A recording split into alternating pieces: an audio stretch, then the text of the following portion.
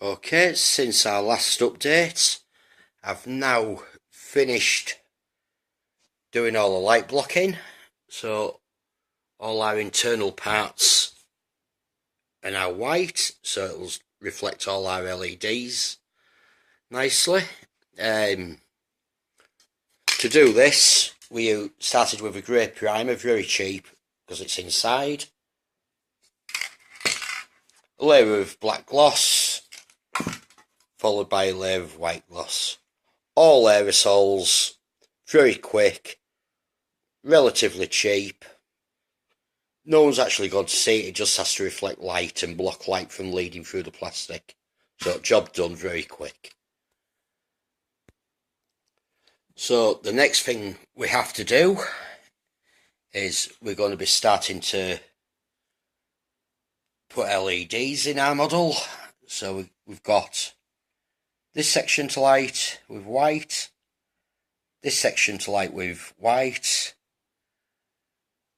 this section white, the impulse engines in orange, and whatever this part is, we're still trying to find out.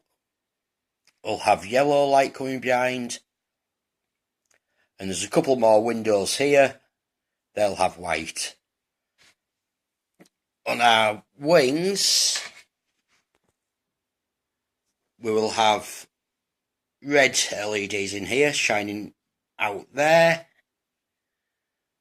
for the warp engines, and here for the buzzard collector. I've made myself a couple of rough sketches for LED placement, so it's easy, so I know what I'm doing and don't forget. And it's all very rough, but it will come together. We're going to be all these thick black where the light needs to shine through. And I'm thinking putting a strip of plastic with the LEDs on it, fixed with a couple of pieces of spruce, so it's about halfway through the model, so it'll light up the windows from both sides. I need to build some form of box in here for the yellow LED, so it shines through there, but the yellow light doesn't escape out of the windows, and the white light from the windows doesn't go through there. And the same with the impulse engines, some form of box in there to stop light bleeding both ways. I also primed these parts of the model, as I'm going to paint these before putting them in place and fitting the clear glass on. Because these are actually part of the model that we'll see, I like to use fine surface primer from Tamara. I use a lot of Tamara products. I like Tamara. But that's just so the paint will go down nicer. I'm also, all these parts need to be painted individually, because as the model builds, the parts go on top of each other.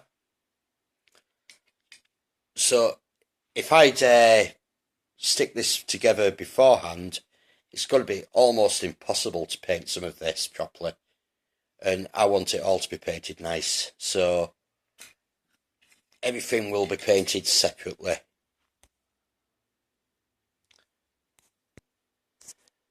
As I said before, I want to have some weathering on this model, so I'm going to be using Humbrol Rust. I'm going to put a coat of that over all these parts first. Then to add some more texture, we've got some Humbrol weathering powder. This one's iron oxide, which is rust. Then, to get the effect of the metal rusted, we're going to use this product, which is Humbrol Mascol, and we'll apply it in little parts over the rust. Then when we lay down our base coat, we'll just airbrush the whole part, let it all set and cure, and if we're just going gently, we'll be able to remove the maskol, and it'll leave just little rust effects that we'd laid down at first. So it should put quite a nice weathered effect. We'll be doing the same with all these little parts. We've also tested some of our colours just very rough. I used an airbrush, but these were just brushed on. As I said before, don't throw anything away. This was an old stand from another model that I didn't need.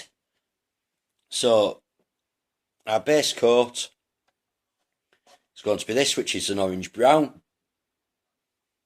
We're going to do a few panels in this, which is hull red. This is the rust. We'll probably put a couple of layers of this. I want it to be quite prominent on the parts that we expose. So I'm going to start doing some painting. I'm going to get all these bits painted up rust, and then I'll get back and show you the technique of applying the maskol. Thank you.